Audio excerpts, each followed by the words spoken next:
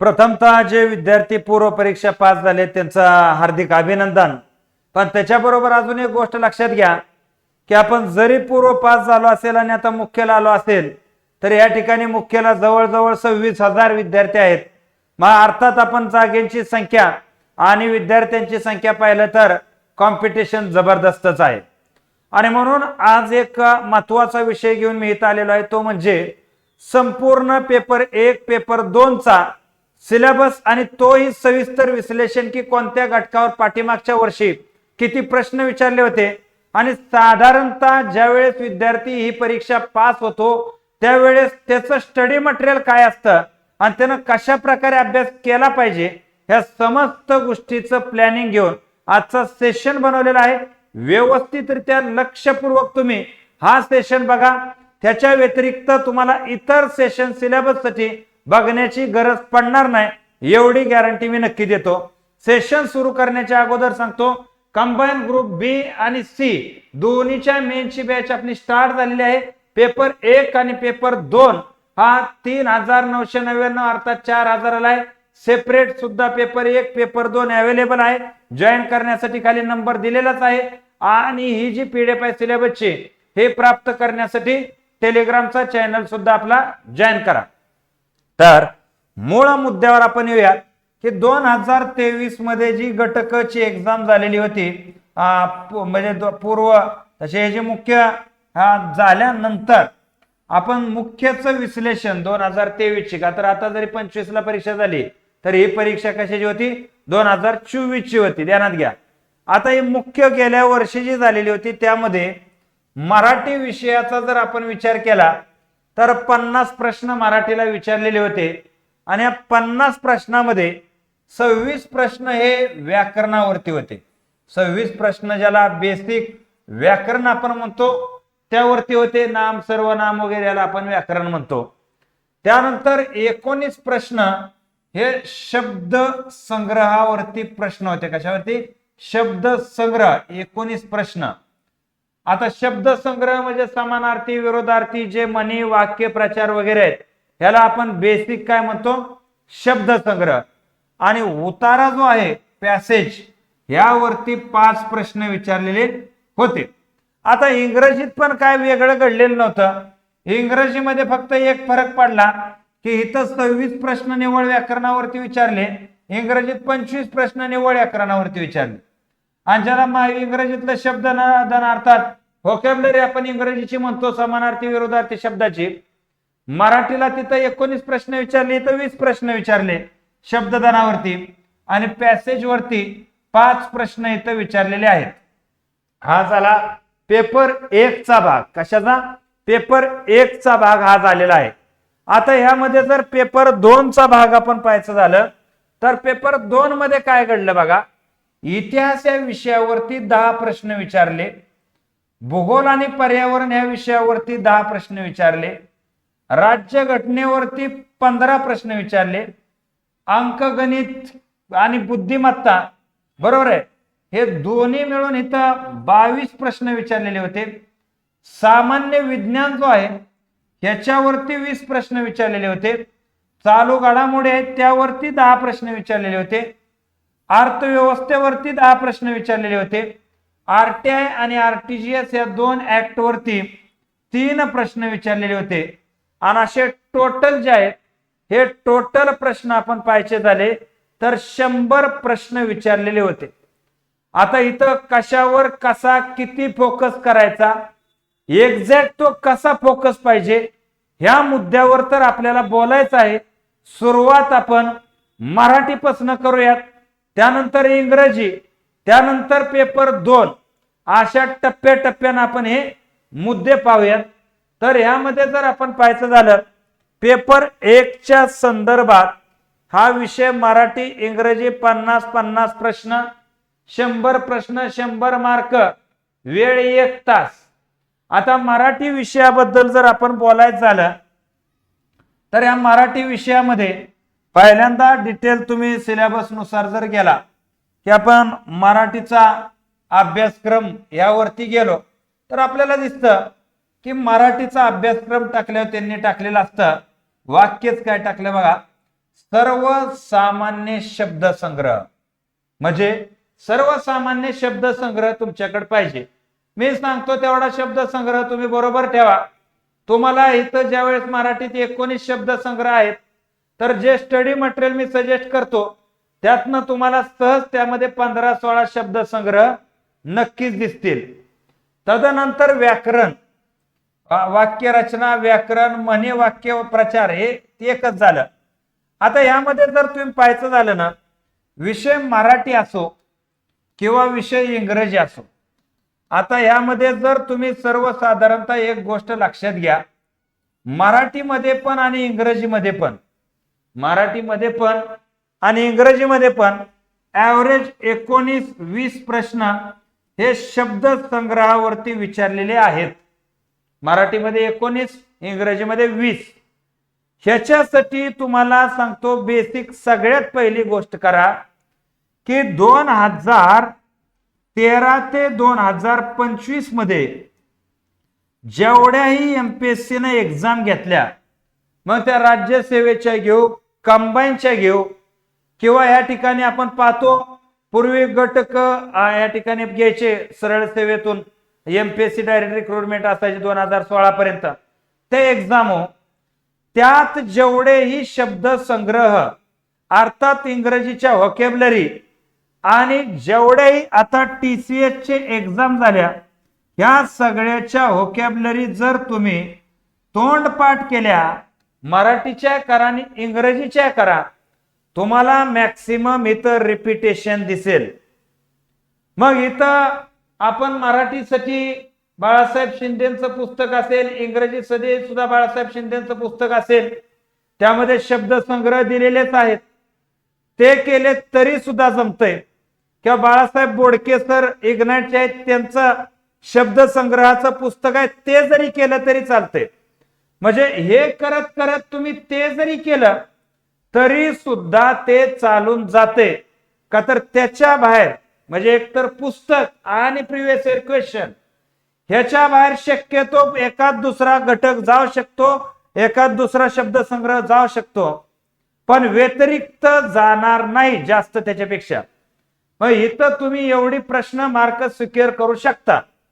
त्यानंतर 5 प्रश्न तुमचे उतार्यावरती आहेत. उतारा हा सरावाचा भाग आहे, प्रॅक्टिसचा भाग आहे.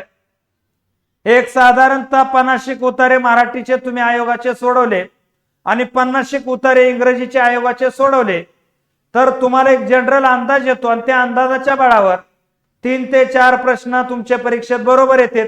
का तर उतार्यात काय पाठ करून ठेवायचं नाही किंवा मागचा काय साठपाठ इथं नसतो.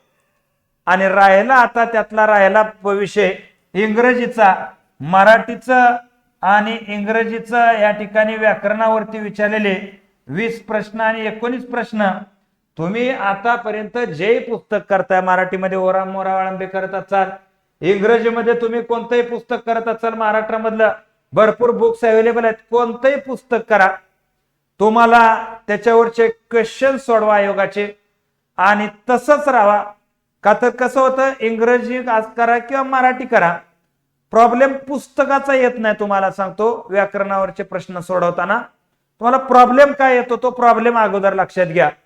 तो प्रॉब्लेम असा येतो की ज्यावेळेस तुम्ही इंग्रजीचं नाउन चॅप्टर करताय, नाउन केला, लेक्चर केली, दुनियादारी झाली किंवा पुस्तक वाचलं, तर नाउन वरती आता त्याचे नियम तुम्हाला पाठ झालेले आहेत. तर त्यामध्ये आता तुम्हाला पुढे 100 जरी क्वेश्चन प्रॅक्टिस आलं नाउनला दिले तरी तुमचा एकही चुकणार नाही. पण तुम्ही प्रोनाउन शिकता, त्यानंतर बाकीचे घटक वर्ब फिरब शिकत जाता, टप्पे टप्पे टप्पे टप्पे करत तुम्ही 15-20 चॅप्टर शिकता. आणि एकदम आयोगाचा पेपर समोर घेतला आणि त्यामध्ये आता नाउनचा क्वेश्चन आला की आता मात्र तुम्हाला तो सुटणार नाही.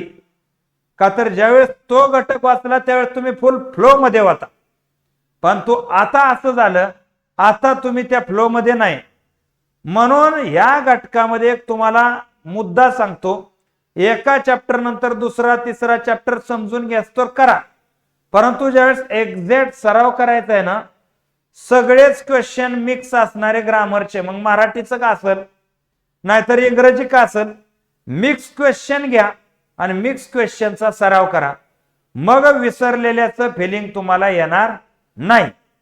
एवढं मराठी इंग्रजीसाठी तुम्ही डोक्यात ठेवणं सध्या गरजेचं आहे. आता आपण या ठिकाणी वळूयात. आपला जो मुख्य घटक आहे सामान्य बुद्धिमत्ता आणि अंकगणित. आता पेपर 2 विषय आपण बोलतोय. आता कशाविषयी बोलतोय? पेपर 2 विषय आपण बोलूया. आता पेपर 2 मध्ये जास्त तुम्ही डोक्यात जर घेतलं तर एक गोष्ट लक्षात आली असेल, 22 प्रश्न याच्यावर अंकगणित आणि बुद्धिमत्तेवरती विचारलेले आहेत. त्यामध्ये सांख्यिकीवरती 1-2 प्रश्न येतात, पण मेन अंकगणित आणि बुद्धिमत्ता आहे. आता इथं काय तुम्हाला सांगू का, इथं आता सिलेबस मध्ये तुमच्या अशा प्रकारे दिलेला आहे. अंकगणित बुद्धिमत्तेमध्ये, अंकगणित सांख्यिकी बुद्धिमत्तेमध्ये उमेदवार किती लवकर अचूकपणे विचार करू शकतो हे आजमावण्याचे प्रश्न. तर ह्याला आजमावण्यासाठी एक साधी सरळ गोष्ट करा, आणि ही साधी सरळ गोष्ट आहे, तुम्ही पूर्व परीक्षा कंबाईनच्या जेवढ्या झाल्या मुख्यला शक्यतो अगोदर अंकगणित आणि बुद्धिमत्ता नव्हतं, पण पूर्व राज्यसेवेची हो किंवा पूर्व कंबाईनच्या हो, त्या एकत्रित हो किंवा वेगवेगळ्या हो, अगोदर वेगळी PSI ST व्हायची ना, त्यानंतर 2017 पासून एकत्रित व्हायला लागलेलं होतं. तर 2013 पासून 2023 पर्यंतचे किंवा 25 म्हणा, आता 25 म्हणा का, तर 23 परीक्षा झालेली ना, तर 25 पर्यंतचे जेवढे प्रिव्हियस इयर क्वेश्चन त्या अंकगणित बुद्धिमत्तेचे सोडवचाल, तिथं तुम्हाला सांगतो एक 16-17 प्रश्नांचं जजमेंट तिथूनच तुम्हाला प्राप्त होतं. आणि ते अचूक कमी वेळेत कसे सोडवायचे हे आयोगाचे पेपर सोडवल्याशिवाय लक्षात येत नाही. आणि इथं सुद्धा तुमचा तो प्रॉब्लेम राहत नाही. जसं की आपण पाहतो आता आपल्या बॅच मध्ये त्याच पद्धतीने शिकवण्याचा प्रयत्न केलेला आहे. कुणी मंगेश लोंढे सरांनी आणि शरद जाधव सरांनी, की पोरांना मिक्स करून क्वेश्चन कसे घ्यायचे, का तर एक एक चॅप्टर तिथे विसरत जाण्याची शक्यता असते. म्हणून तिथेही तुम्हाला काळजी करायची गरज नाही, पण प्रिव्हियस इयरला धरून चाला. अन्यथा जमत नसेल तर बॅच जॉईन करून घ्या. तुम्हाला जर जमना तर बॅच जॉईन करून घ्या, काय विषय नाही. आता पुढचा घटक जर आपण पाहायचं झाला तर चालू घडामोडी, जे तुम्ही पूर्वला केलंय तेवढंच करा. काय पूर्वला या ठिकाणी जे केलं तेवढंच पुढं 2-3 प्रश्न वाढवून घ्या. या व्यतिरिक्त चालू घडामोडीला काही डोकं लावू नका. 10 प्रश्न आहेत, किती डोकं लावलं तर 4-5 प्रश्न येणार आहेत, आणि लय डोकं लावलं तर 5-6 प्रश्न बरोबर येतील. ह्याच्या पलीकडे ह्या विषयाला जास्त डोकं घालायचं नाही. जिथं मार्क जाणार नाही तिथं आपल्याला डोकं घालायचं आहे. आता पुढचा घटक जर आपण पाहायचा झाला इथं, तर भारतीय राज्यघटना. आता राज्यघटनेवरती आपण पाहायचं झालं तर राज्यघटनेवरती सर्वसाधारणतः आपण विचार केला तर इथं जे प्रश्नाची संख्या होती ती 15 प्रश्नाची संख्या होती. किती? 15 प्रश्न होते. आणि 15 प्रश्नामध्ये तुम्ही पाहिलं तर एक गोष्ट लक्षात घ्या बघा, की इथं आता युनिफॉर्म सिव्हिल कोड बरोबर आहे, त्याच्याबरोबर एकंदरीत आपण पाहतो की बाकीचे विधी समित्या, हे असे 1-2 पॉइंट फक्त तुम्हाला इथं नवीन आहेत. नाहीतर हे सगळेच पॉइंट पूर्व परीक्षेचेच आहेत. हे सगळेच पूर्व परीक्षेला, आता कोणी कोळंबे वाचला असेल किंवा कोणी एम लक्ष्मीकांत वाचला असेल, हे तर वाचा. त्याच्या व्यतिरिक्त वेगळं काय करायचं असेल तर राज्यसेवा मुख्यचा जो पेपर होता, राज्य व्यवस्था राज्यघटना, तेही क्वेश्चन सोडवा. आणि MPSC चे गट ब क चे पूर्व मुख्यचे सगळे प्रश्न याचे सोडवा. बस, पूर्वचं मटेरियल इथं चेंज करायची गरज नाही. ऍज इट इज इतिहासाला सुद्धा 10 प्रश्न होते, इथं मटेरियल चेंज करायची गरज नाही. भूगोलचे सुद्धा मटेरियल चेंज करायची गरज नाही. पर्यावरणाला तुम्हाला सांगतो साधं सोपं तुषार घोरपडे पुस्तक आहे, एवढं पुस्तक केलं तर पर्यावरण त्याच्या बाहेर जात नाही.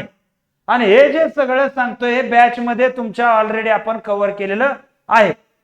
विज्ञान मध्ये जर आपण पाहायचं झालं तर फिजिक्स, केमिस्ट्री, बायोलॉजी हे तुम्हाला पूर्व परीक्षेसाठी होतं, परंतु मुख्यसाठी असणारं जे आहे जसं की GI GPS वगैरे, रिमोट सेन्सिंग वगैरे, तर ह्याच्यासाठी ज्ञानदीपचं एक पुस्तक होतं, GI GPS आहे अजून. त्यानंतर आता स्टेप अप अकॅडमीचं एक GI GPS साठीचं पुस्तक आलंय, ते पुस्तक तुम्ही करून घ्या. GI GPS का तर हा घटक मोठ्या मार्काला विचारलेला आहे. हा घटक जवळजवळ आपण पाहतो 20-22 प्रश्न ह्या विज्ञान विषयावरती विचारतात. पूर्वचं जे विज्ञान आहे, पूर्वच्या विज्ञानावरती तुम्ही यातले 10 ते 12 प्रश्न सोडवू शकतात, परंतु तेवढ्या विज्ञानावर तुम्हाला अवलंबून राहून चालत नाही. का तर GI GPS किंवा आपण पाहतो की ड्रोन फोटोग्राफी म्हणा, किंवा आपण पाहतो की एकंदर रिमोट सेन्सिंग, याचे ना एकदा बेसिक काय गोष्टी आहेत त्या क्लिअर झाल्यानं, एकदा बेसिक याच्या गोष्टी क्लिअर झाल्या. आता या बेसिक गोष्टी बॅचेस मध्ये मी पूर्ण केलेल्या आहेत, इकडं स्वतः मी केलेले आहेत. त्यामुळे मला माहित आहे की याचे बेस एकदा कव्हर झाले की इकडं तुम्हाला बाकी कुठं अडचण येत नाही. आता याच्या बेसवरतीच क्वेश्चन आहेत आणि थोडंसं करंट रिलेटेड आहेत. त्याच्यामुळं पूर्वला तुम्हाला विज्ञान जो अवघड विषय वाटत होता तो मुख्यसाठी तुम्हाला रिझल्ट मध्ये नेल. का तर हे फक्त समजूनच घ्यायचंय कालचा मार्ग, वरचं पूर्वच रिवाइज करा, वेगळं काय करायची गरज नाही. त्यानंतर अर्थशास्त्र, समग्र लक्ष्य अर्थव्यवस्था, वृद्धी, विकास, सार्वजनिक वित्त. आता हे समग्र लक्ष्य अर्थव्यवस्था, तर यामध्ये इतर अर्थव्यवस्था आहेत, 10 प्रश्न विचारलेले होते. समग्र लक्ष्य अर्थव्यवस्थेमध्ये विशेष असं काय वेगळं नसतं. समग्र लक्ष्य अर्थव्यवस्थेचा अर्थ आपण जी गरिबी, बेरोजगारी, GDP, हे जे विविध रँकिंग राहतात, ग्रॉस हॅपीनेस इंडेक्स वगैरे, ह्या गोष्टी आहेत. म्हणजे यामध्ये वेगळं असं काय चॅप्टर करायची गरज नाही. मिलेनियम डेव्हलपमेंट गोल काय, सस्टेनेबल डेव्हलपमेंट गोल काय, ह्या गोष्टी थोडा आंतरराष्ट्रीय व्यापारामध्ये तुम्हाला बघावं लागतं. तर अशा गोष्टी ज्या आहेत ह्या गोष्टी तुम्हाला इथं करणं एवढं अवघड नाही. जे पूर्वला झालं होतं तेच आहे, जे रंजन कोळंबेचं पुस्तक वाचत होता तुम्ही तेच पुस्तक इथं करा. व्यतिरिक्त फक्त याला करंटचा चांगला जोड द्या. करंट अफेअर वर्षभरातलं तुमचं चांगलं पाहिजे. का तर इकॉनॉमीचा बेस लक्षात घ्यायचा, करंट शिवाय तो चालणारा नाही. आता परत एकदा मी सांगेन की बॅच मध्ये नंबर 1 कव्हर केलेला आहे, परंतु प्रत्येकाला ते पॉसिबल असणार नाही. आता ज्याला पॉसिबल आहे त्यांनी करा, पण ज्याला पॉसिबल नाही त्यांनी पूर्वला जे पुस्तक अर्थव्यवस्थेत वाचत होता तेच नीटनेटकं वाचा. तुम्हाला दिसेल 7 ते 8 प्रश्न त्यातनंच आलेले आहेत. वेगळं पुस्तकातनं असेल पूर्ण 10च्या 10 कव्हर होत असतील, परंतु 1-2 प्रश्नासाठी भलं मोठं बोकांडी घेण्यापेक्षा प्रिव्हियस इयर क्वेश्चन वरती जास्तीत जास्त भर द्या. बस. ह्याच्या व्यतिरिक्त इतर जे कायदे आहेत, माहिती अधिकार म्हणा, किंवा आपण पाहतो की माहितीचा अधिकार, महाराष्ट्र लोकसेवा हक्क अधिनियम, हे आपल्या युट्यूबला फ्री मध्ये 2-2 लेक्चर आहेत, तेवढीच बघा. 3 प्रश्न येतात लेक्चर मधून, सगळंच कव्हर होते. आपल्या युट्यूबला लाईव्ह सेक्शन मध्ये जावा, पॉप्युलर व्हिडिओ म्हणून त्याच्यावर क्लिक करा, तुम्हाला हे दोन्ही ऍड दिसतील. तिथं 1 नंबर लेवलनं तेवढेच करा, बाकी त्याला वेगळं काय करायची गरज नाही, त्याला काय पैसे लागत नाहीत, फ्री मध्ये तिथं अवेलेबल आहेत. चालेल.